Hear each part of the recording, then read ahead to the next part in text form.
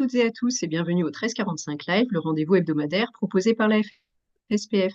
Au programme cette semaine, la levée de l'obligation vaccinale des soignants contre la Covid-19, les évolutions de la vaccination anti-Covid, le décret sur les territoires fragiles, les produits de contraste utilisés en radiologie et la nouvelle ROSP générique. Nous répondrons également à quelques-unes de vos questions à la fin du live.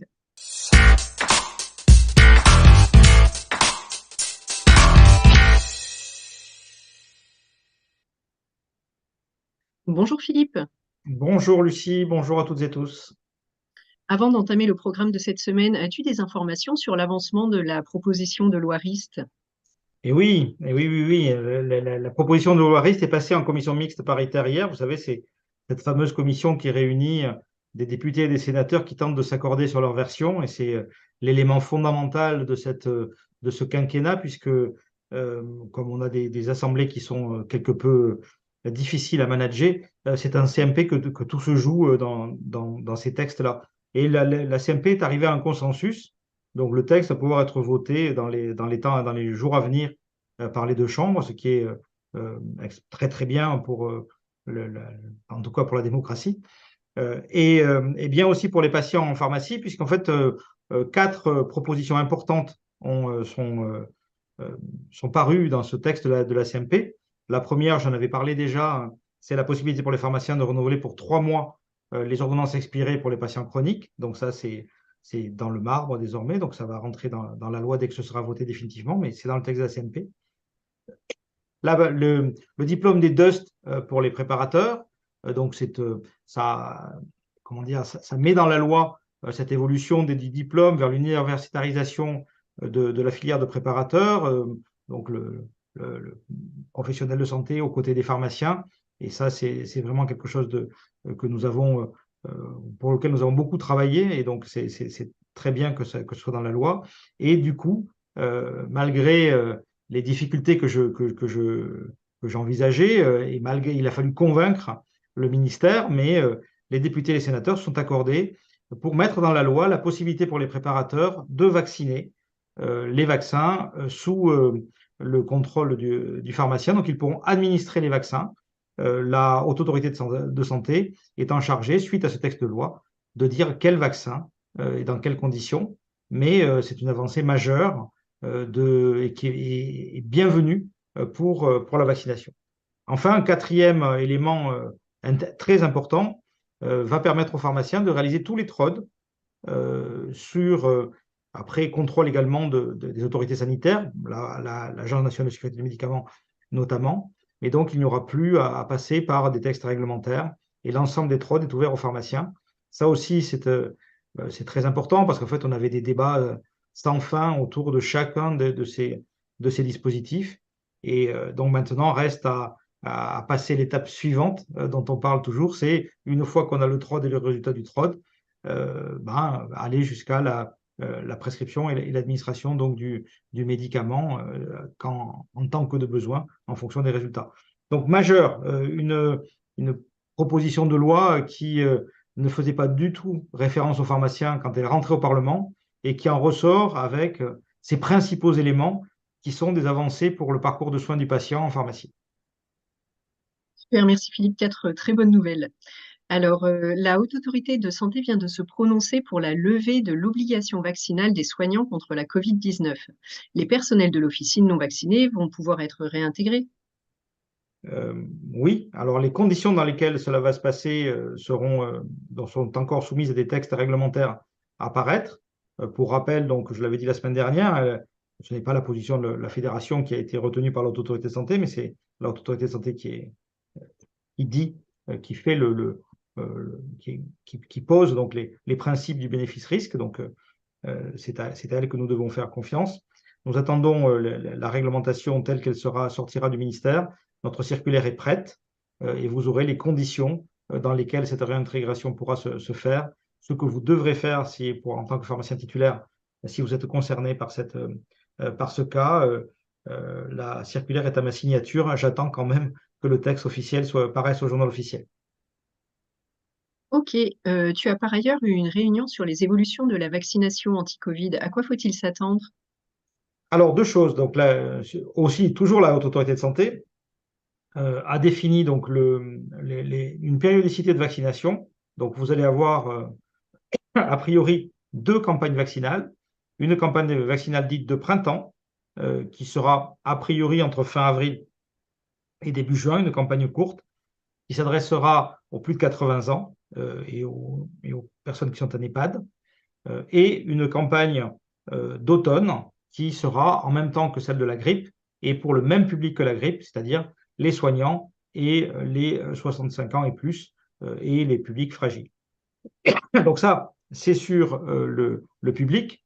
Le ministère de la Santé va, dans les semaines à venir, modifier, et il vous faut vous y préparer, la livraison des médicaments Covid, notamment tous les médicaments du stock État, qui seront désormais livrés à 10 jours, parce que euh, le ministère veut faire des économies sur la livraison. Ça veut dire qu'on commandera le lundi et on sera livré le jeudi d'après. Donc ça, il faudra, je vous dirai, quand ce dispositif sera mis en place. Nous y sommes, nous n'étions pas favorables à ça, évidemment, et nous avons demandé à minima d'avoir 3 semaines de délai de prévenance pour pouvoir ajuster nos stocks et nos périodes de vaccination en fonction de cette nouvelle règle d'approvisionnement. Enfin, retenez que dans pas longtemps, on va, au lieu de commander lundi et être livré jeudi, on va devoir faire comme on faisait avant, commander lundi et être livré le jeudi de la semaine suivante.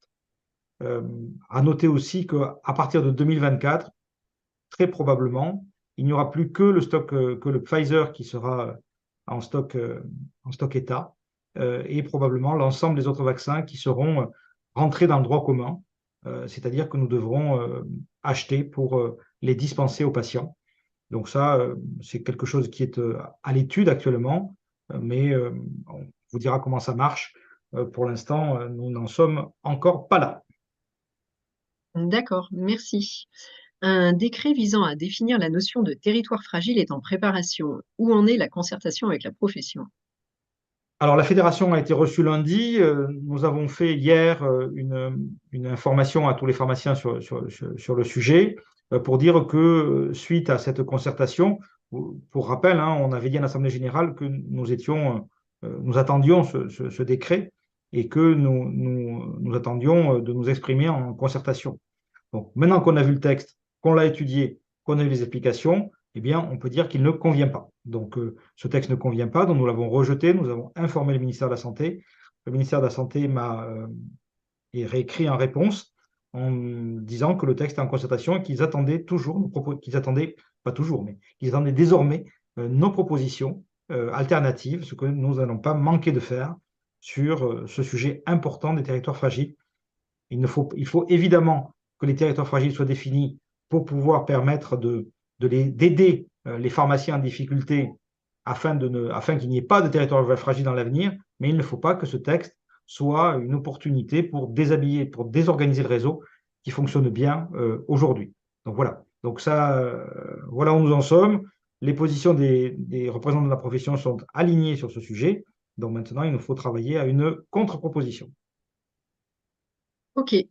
Alors, la loi de financement de la sécurité sociale pour cette année prévoit la forfaitisation des produits de contraste utilisés en radiologie. Sait-on quand cela va-t-il réellement entrer en vigueur? Eh bien, non. Et, nous étions ce matin avec la direction de la sécurité sociale en réunion de travail les arbitrages ne sont pas rendus, l'ensemble du dispositif n'est pas prêt. Ce qui est sûr, c'est que la loi donne le 1er juillet comme date limite pour une liste de produits de médicaments de contraste qui seraient sortis du remboursement. On ne connaît pas cette liste. On ne sait pas si ce seront tous les produits de contraste, simplement certains, une liste vide. Le ministère de la Santé sait faire des listes vides. Ils le font pour les hybrides, par exemple. Donc, on ne sait pas si la liste sera vide, complète, partielle. On n'en sait rien. Nous avons ce matin indiqué que nous avions une problématique, outre la problématique économique, qu'on rappelle tout le temps et qu'on traitera dans l'avenant économique. Nous avions une problématique stock. Après, d'après les études de la fédération, les pharmacies ont en moyenne 15 produits radio en stock. Donc, montant moyen d'achat de 30 euros, donc 450 euros de stock par officine. Nous avons fait vraiment une réunion de travail longue avec la DSS ce matin. Moi, si notre demande, c'est que les produits soient repris, si jamais ils doivent être déremboursés, qu'ils soient repris et que les pharmacies soient remboursées. Donc, c'est une demande qui est prise en compte par la DSS, mais pour laquelle je n'ai pas de réponse à date. Cette date du 1er juillet, le fait que je n'ai pas de réponse, l'ensemble de ces éléments qui sont dans le flou m'inquiètent. Et donc, je ne saurais trop conseiller à mes confrères de limiter au maximum les stocks de produits radio, quitte la plupart du temps à commander pour les patients qui le souhaitent, les produits radiologiques, mais ne vous laissez pas avoir et n'ayez pas trop de produits radiologiques en stock aujourd'hui. D'accord. Je te propose maintenant de répondre à la question d'Hervé Canton, président du syndicat des pharmaciens de l'Eure.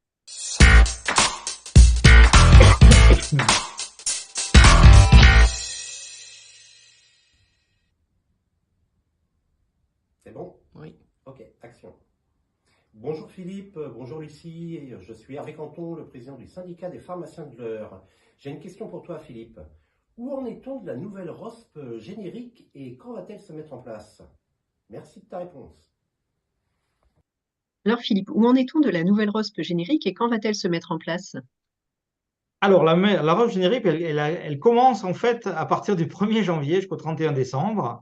Elle concerne, vous savez qu'avec l'article 66, on ne pouvait plus faire de ROSP générique, sauf pour les médicaments récemment mis sur le marché. Donc, on a défini avec l'assurance maladie les molécules qui seraient soumises à cette ROSP. Il s'agit de la sitagliptine, viltagliptine et viltagliptine metformine. Sitagliptine metformine à partir du moment où elle sera commercialisée et le palipéridone. Ces molécules donc, sont primées à partir du moment, pour toutes les boîtes, au-dessus de 72% de substitution.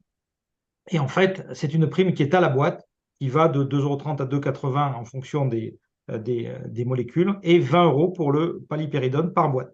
Donc, c'est vraiment une rémunération à la boîte pour chacune de ces molécules, ce qui correspond, d'après la convention, à 10 millions d'euros, soit à peu près 500 € par officine en moyenne.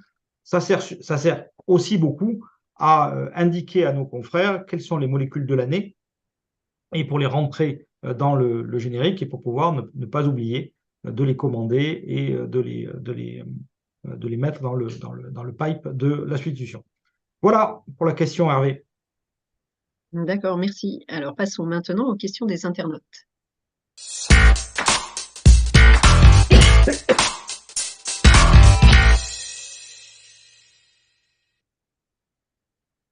On a des questions sur les dates de versement des ROSP. Qu'en est-il? Alors, nous avons déjà des ROSP qui ont été versés. C'est une bonne question et donc je vais faire un point par news pour rappeler l'ensemble des ROSP et leurs dates de versement. Mais si vous contrôlez, nous avons déjà la ROSP qualité de service qui a été qui a été payée. On a la ROSP sur la dispensation à l'unité qui a été payée. Et donc, je vais faire un point général sur l'ensemble des ROSP et sur leurs dates afin que vous puissiez les contrôler et les avoir en tête pour les années à venir.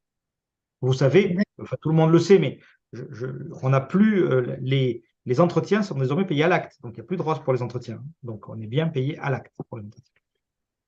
C'est super. On a aussi des questions sur les pénuries, où on est. On se rend compte qu'il y a encore énormément de pénuries sur les antibiotiques, sur la cortisone. Qu'est-ce qui se passe? Mais oui, on n'arrive pas à avoir d'amoxicilline. Qu'est-ce qui se passe? Il se passe que les solutions qui devaient être faites pour ce mois de mars n'ont pas été faites. On a de nouveau interpellé le ministère, évidemment. Le ministre s'est exprimé devant la presse. Moi également, j'ai eu plusieurs interviews dans les médias pour rappeler que la pénurie n'était pas terminée, loin s'en faut. Comment dire, les débats et les discussions sont en cours pour arriver à des solutions et pour éviter que l'hiver prochain se passe comme celui-ci. Je n'ai pas de baguette magique autre que celle-là, mais voilà, on a ce constat qui est toujours, qu'il y a toujours des pénuries en cours et on le dénonce comme on le fait depuis le début de l'automne. D'accord, merci Philippe. C'est tout pour les questions. C'est bon pour toi? Oui, c'est très bien. Bah, écoutez, je vous souhaite une bonne fin de semaine, un bon week-end. Eh bien, merci, merci à tous. On se quitte avec la présentation du congrès de Montpellier, auquel vous êtes tous conviés. En attendant, je vous souhaite une bonne fin de journée à toutes et à tous.